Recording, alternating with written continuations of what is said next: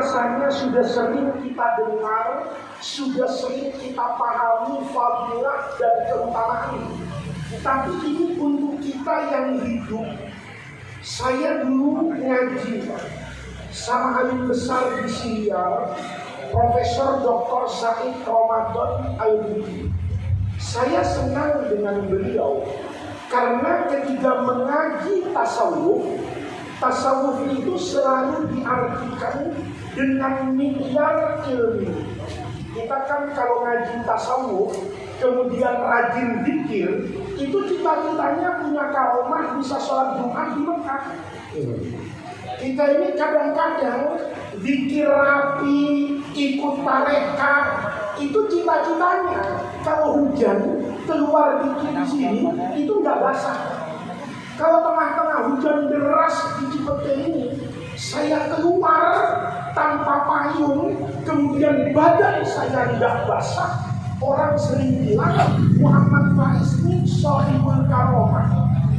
Kalau besok nih hari Jumat di Jagakarsa, orang di Jagakarsa nyari saya. Ini tidak nuniyal sholat ini yang Jumat di Fas'au. Kok Faiz nggak ada di masjid? Lalu murid-murid itu jawabnya begini, makom kita beda sama makom guru. Kalau guru kelas bawah itu sholatnya di masjid di Jagakarsa.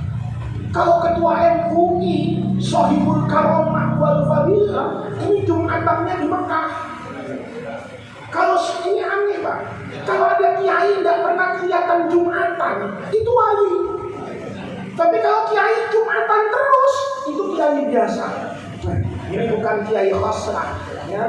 Amplopnya ya dua yang warna merah sudah cukup betul itu figurnya Hasannya. Tapi kalau kelihatan nih, ada kiai tidak pernah Jumatan di sini, itu masya Allah. Kadang-kadang tamunya banyak. Ini dulu diluruskan sama guru saya. Kita sering salah memaknai karomah. Karomah itu ukurannya bisa terbang. Karomah itu ukurannya bisa jalan di angin. Padahal Pak, kalau kita lihat mukjizat Rasulullah itu sendiri, itu Nabi nggak ngobrol. Mukjizat yang kayak gitu tuh nggak dikasih sama Allah, sama Nabi Muhammad. Beda dengan Nabi Ibrahim, pada puncak kenabiannya nggak mempan dibakar. Pada waktu itu nggak mempan dibakar itu istimewa. Tapi sekarang saya Kiai Abdurrahman Naim, saya ceramah tuh pernah kena mental ya. Saya ceramah depan Kiai tenang, ceramah depan habaib dengerin, depan profesor dengerin, depan anak SD saya diprotes.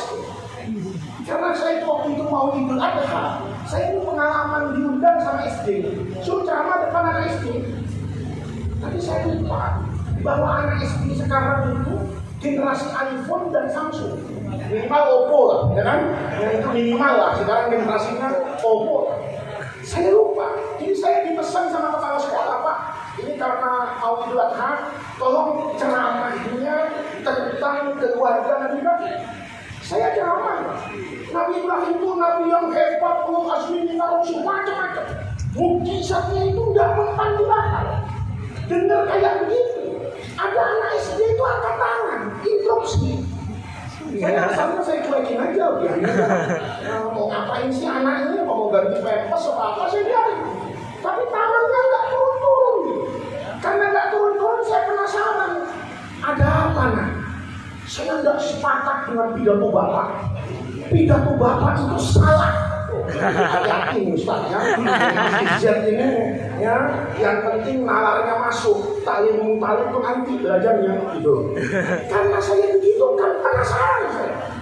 Baru kali ini saya ceramah di induksi orang disalahkan loh. Saya naik anak. Ada apa nak?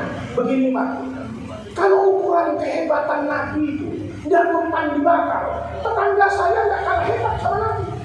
Saya tanya, tetanggamu siapa?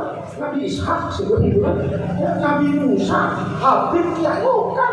Tetangga saya bukan Habib, bukan Kiai, bukan Nabi. Lalu siapa? Dijawab. Tetangga saya Pak, pemadam kebakaran. Saya kena mental. Karena kalau dari aspek mantik, jawaban anak ini mantik, nggak mungkin saya roti. Pakai mizanul akli, benar. Ayo, Nabi Ibrahim itu nggak mau dibakar. Nggak ada Nabi Ibrahim nantang-nantang, ayo bakar gua, nggak ada. Itu terbakar sudah ketentuan Allah. Begitu mau dibakar, malaikat Jibril kan mencampur. Nabi Ibrahim, nggak usah takut. Gua udah bawa jimat bersertifikat halal. Ya untungnya nakiroh. Coba malaikat Jibril silap nahunya, dibaca makrifat, gemetar juga Nabi Ibrahim. Karena kalau nakiroh tenang dia. Ya nakiroh itu kan tufidul umum, istighraq itu semua api ada, tenang Nabi Ibrahim. Ayo, pemadam kebakaran kalau ada kebakaran Pak, ada nggak yang zikir dulu ya narukuni bardan wassalaman ala pemadam kebakaran ya? Nabi Ibrahim itu nggak mau berhadapan dengan api. Pemadam kebakaran, api dicari. Benar enggak? Terus nauzubillah ada kebakaran di Jakarta. Kita lapor nih Pak, ada kebakaran. Terus kata pemadam kebakaran, jangan lapor saya Pak, saya takut sama api. Kok pemadam kebakaran kayak gini cepat dimutasi ke dinas pemakaman gitu. Kalau namanya dinas pemadam kebakaran pasti berani ya kan? Ini logika. Saya berpikir-pikir, iya ya. Pada level mukjizat yang mengagumkan di masa lalu, itu kalau dibawa ke masa sekarang, itu tidak lagi menjadi sesuatu yang istimewa. Samping saya ke wilitan Pak di gunung. Ayo, wilit di gunung. Terus kalau habis wilitan bisa apa Pak? Ya bisa terbang. Kata santri saya, santri milenial, ribet amat. Cuma mau terbang wilitan 3 tahun, kerja yang bener, nabung, beli tiket Garuda, selesai. Bener nggak? Bener nggak kira-kira? Ini yang kadang-kadang persepsi karomah itu menjadi sama. Dulu kata Syekh Ramadan Lutfi waktu ngajar kita, itu beliau mengatakan karomah kita, umatnya Rasulullah, itu harus mirip dengan mukjizatnya Rasulullah. Mukjizat Nabi itu di mana? Bukan di pengobatan. Karena kadang-kadang tukang bekam itu zolim juga ya. Itu promonya itu Masya Allah. Orang sakit apa aja